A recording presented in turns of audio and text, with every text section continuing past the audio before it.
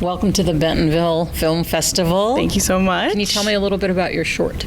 So my short is The Cab, and it's having its world premiere here at Bentonville.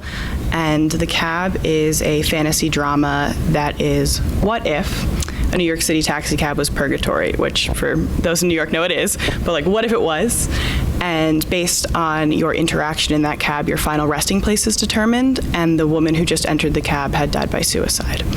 So it's a kind of a exploration of having to explore your darkness, come to terms with it, or continue the patterns of what brought you there in life to death. And I really wanted to make the film because unfortunately a lot of people in my life have had brushes with suicide and depression, and unfortunately, varying scales of that relationship. And I thankfully have been able to evade its grasp, and I feel that I'm more able by loving these people who are suffering to widen back and understand their story and their struggle and empathize with where they're coming from. And ultimately this film is kind of like a love letter to them. It's to validate them in their experience, but also it's for people like me who love people with depression. And I wanted to create a movie that was both equally entertaining and informative, that got people in the audiences, that got people in the seats, that got people to be interested in the movie as a movie, and then subversively get them to be like, oh shit, wait, I think I just learned something about depression and suicide awareness, or oh, I actually saw myself in that character, or oh, I actually have thought that or felt that, or my loved one felt that way, or I lost my loved one to suicide, and I wish I had the experience of knowing it a little bit about what happened, some sense of closure, because unfortunately surrounding suicide there's a lot of shame and guilt and anger, especially when someone loses their life to it, that I wanted to create a space and an environment in a short forum that explored the after the event and what that could possibly look like. And as a filmmaker, I lean fantasy. That's kind of how my style is to and exist in between a fantasy drama situation, so that I can tell these stories in a way that aren't violent or gratuitous, that make it more palatable, but still are based in psychology and science and fact, so that you're getting an accurate portrayal of someone who's suffering from suicidal ideation and depression, but you're also getting an entertaining movie at the same time. I'm glad you brought up that you dealt with the way you tell a story, because it's very fanciful once she goes to this one place. I'm not giving away anything. Yeah. The tech, I was interested in how you did the special effects, because they were good. Cool. Yeah. Thank you so much. We put a lot of work into that. So we did something for this film called virtual production, which we shot this film in 2021. And at the time, this tech was super new. Basically, I watched The Mandalorian and I was like, how did they make this show look that good? It is a Star Wars show, but it looks incredible and tactile, and it doesn't look so CGI. And then I found out they did something called virtual production, which is where you're able to utilize screens that have content on them and building sets kind of around them, almost like an homage, old school Hollywood, where you used to have the projection backgrounds. It's like the modern version of that. However, the tech that's required to do this is insane. The CPU power, the massive scale of which the space you need to run these massive, movie set size screens. Big Sykes. Huge, yeah. So at the time, Disney and Marvel were really the only ones who were able to afford to do it and actively push through. And then also, I'm based in New York. I'm a New York filmmaker, and in LA was where all the Hollywood money was able to start propping up these resources. But I was like, no, I want to do that. Mando looks so good, and I know I can because I come from big budget television. So we were able to partner with, I used to work on Marvel TV, the Netflix series in New York when that was there.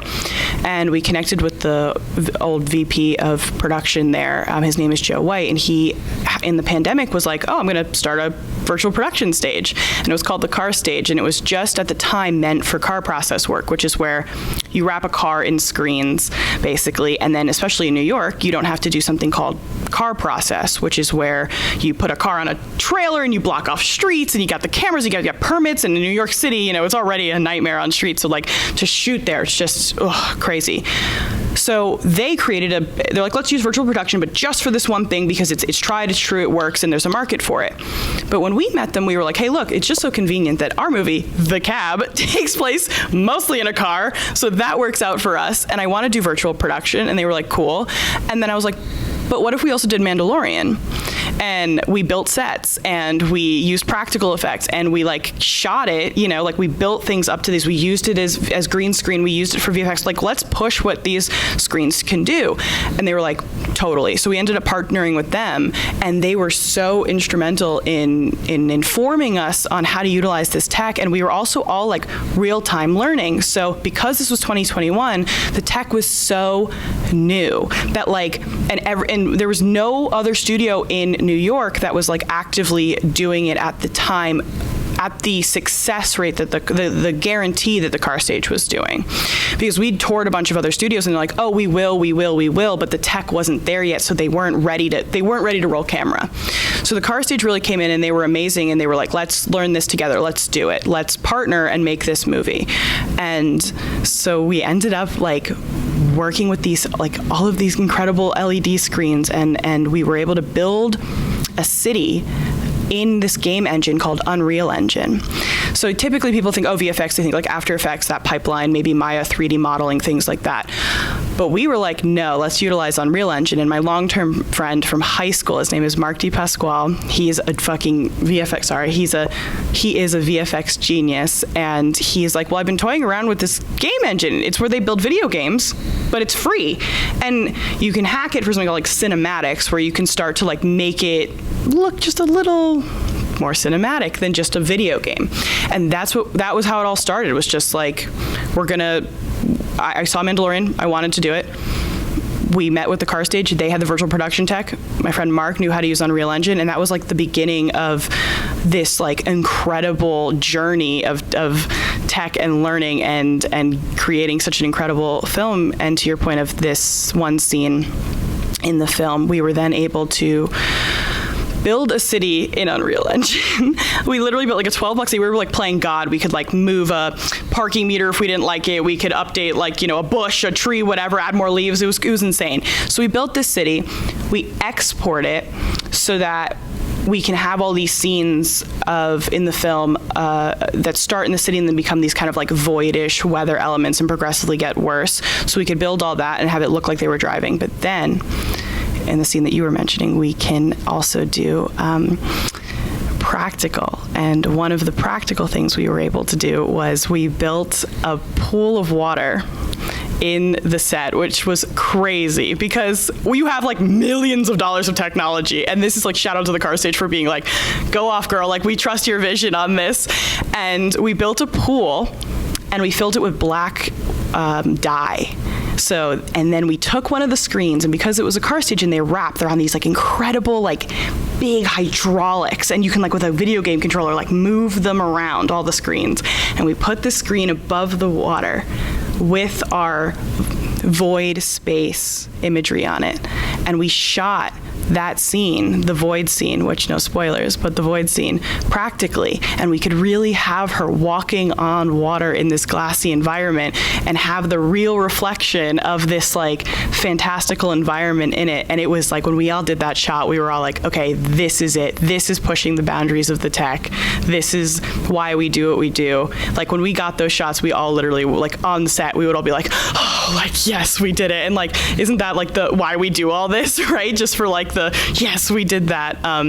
So yeah, that was the like technical journey of it. We shot a lot of it practically, and then what wasn't practical, we used the green screen method. But the beauty of these virtual production screens is literally you have a setup, you're like, oh, I need a green screen, switch the screen, and then it's green. Like that's it. You just like load up a green, and then you don't have to do a whole new setup. You don't have to go to a whole other set. You just change what's on the screen, and then we were able to shoot green. So that's what also made it such a seamless look when you watch the film, is because we didn't have to like do a second unit green screen, because that's a lot of why like we can tell that things are VFX is like the lighting doesn't match in the environment. Yeah. But the beauty of virtual production and what we were able to do on this film is we could shoot as much practical as we could, and they go, oh, we need green screen for this, she could stay exactly where she is, and we just turn green on the screens, and then we keep shooting.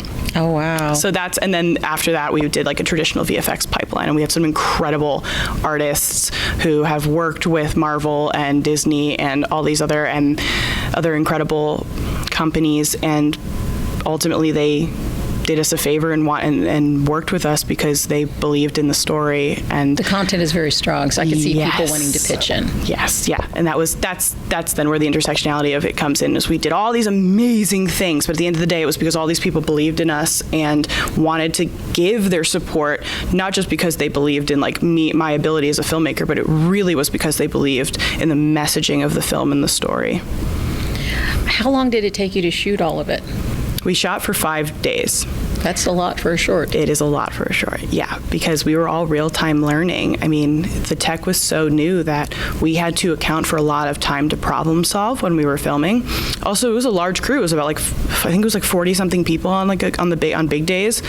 And for a short, that's bonkers. But again, we were able to get so many people involved because they cared about the story, and also because virtual production was brand new and most people hadn't used it before. So it was a great opportunity for people to be like, I've never done this before, and I'd want to be on this set, for 5 days. So we did many months of prep, because the way you'd work with virtual production at the time, before you could have the camera hooked up to the screens. So the biggest problem with virtual production is something called parallax, which is when I'm looking at you, you're looking at me. Everything behind is kind of blurred out from our natural eye, and as you move to talk to me, the background moves in the right way that you're still kind of following my face. It doesn't look like I'm disjointed from the background. Yeah. The problem with backdrops or virtual production is that you have to make sure that when you move the camera, or if the camera jitters, it's not just like a flat background. So at the time, though, they didn't have that option to connect the cameras to the screens to move around. Now you just literally build a world, you plug your camera into the screen, and you can move around like a freaking video game, like you're playing a video game, and move around the world, and it makes it so much easier. At the time, we didn't have that, so we had to, in prep, months prior, lock our angles, our look, our shots, and then when we went into this game engine, Unreal Engine, we put a bunch of cameras, like we built like a biblically accurate angel of car cameras, and like just drove it through our fake city, and then exported all the camera angles for the 6 screens that they had at the car stage. So then when we shot, we were locked into those camera angles, because if we decided, we actually want to do an overhead, but the backdrop is a flat plane, it would look stupid. So it wouldn't look accurate. So we shot for 5 days, but we prepped it from February. We shot in December. We started December 2021, and then January 2022, and we were prepping it from February of 2021. Oof. That's how long it took. And it wasn't, it wasn't every day, but it was just, we had to go to the floor, what they call when you work on a sound stage. We had to get to the floor and be ready with all of our assets. There was no on the fly let's throw this shot in or that shot in, because the tech wasn't available to us at the time. So but it's changed, I've heard already. Yes. Yeah. That's with the camera movements and everything. It's so much easier now. You don't need to be as locked in with your shots, because you have the flexibility of moving the camera organically like you would when you're shooting live action.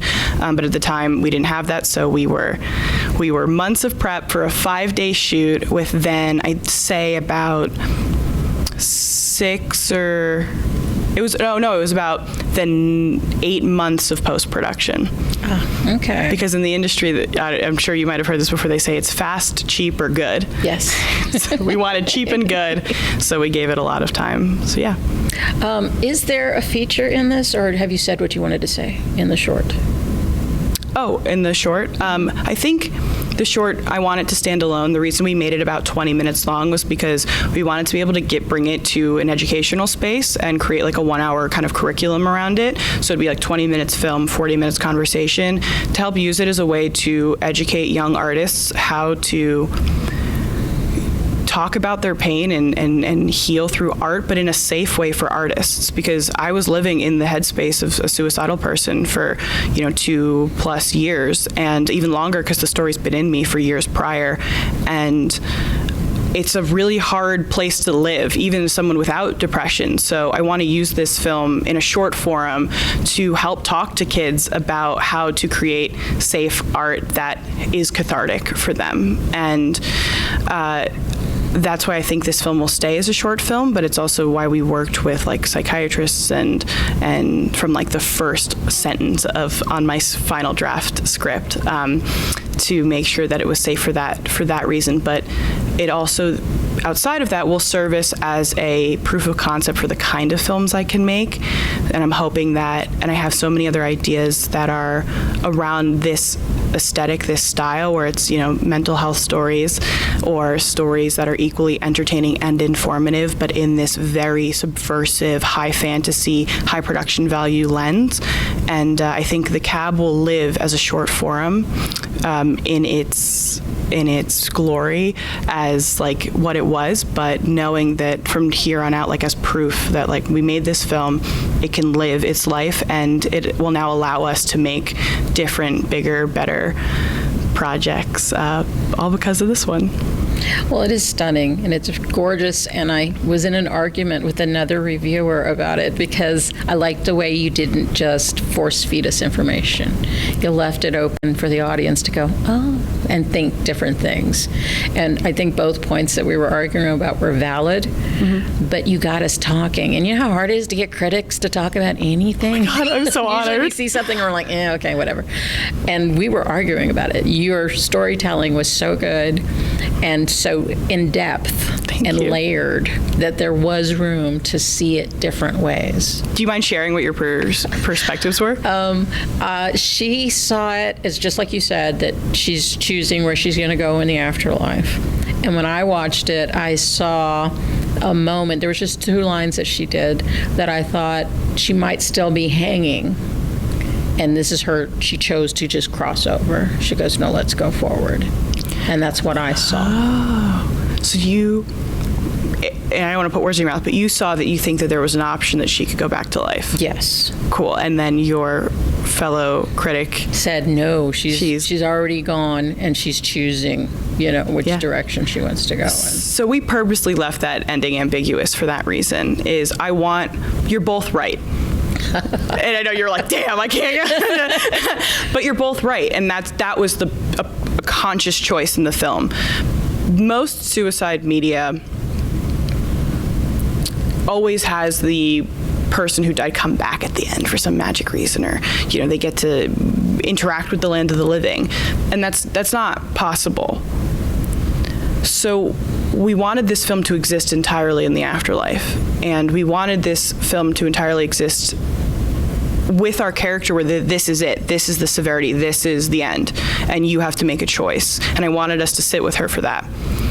But for the healing process of the viewers, I wanted to give them ambiguity so that they could place what they needed to feel catharsis through this story at the end. I know what I intended when I wrote it, but on the page, but visually I purposely left it ambiguous because it was more about getting that perspective from the other side and not showing her get to go back and have the resolution and the reunion of, oh, I'm so sorry for what I've done, because that's not real life. That's not what happens. Suicide is a very permanent solution to a problem, and I am really excited that you both had different perspectives on it, but that was entirely a deliberate choice. So you're both right. Right. Awesome. Trying to think if there's anything else. You've been a brilliant interview. Thank you. And I look forward to seeing the things that you're going to do, because you've got a unique voice. Thank you. So I want to see more. Thanks. Yeah, I'm hoping this is just the beginning of more films, and I'm very, very, very proud of this one. I'm honored to have it be my kind of my debut. I've been working in the industry for a long time, and when you work in production, you don't have the time and luxury sometimes to make projects, and one of the few good things to come out of the pandemic was it forced me to look at like what I wanted in my life and where I wanted to be and who I wanted to be. And I've always wanted to be a director. I knew that, and not only did I want to be, but I knew I could do it.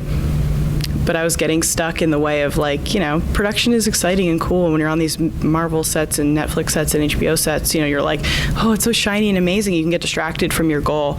And the pandemic really forced me to like sit down and look at what I want out of my life and the kind of legacy I want to leave on this earth. And I really, really want to dedicate my life to making change through art and being a creative activist in the way that I know how, because I come from a high production value world, but I also exist in the creative activist space. So I wanted to like dedicate my art to kind of like the duality within myself.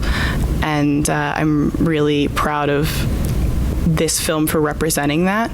And I'm hoping that it's only just the foundation of just like being able to build on top of that with like features and more projects that have this like same style. So yeah. Thank you. Thank you so much. Really appreciate your time.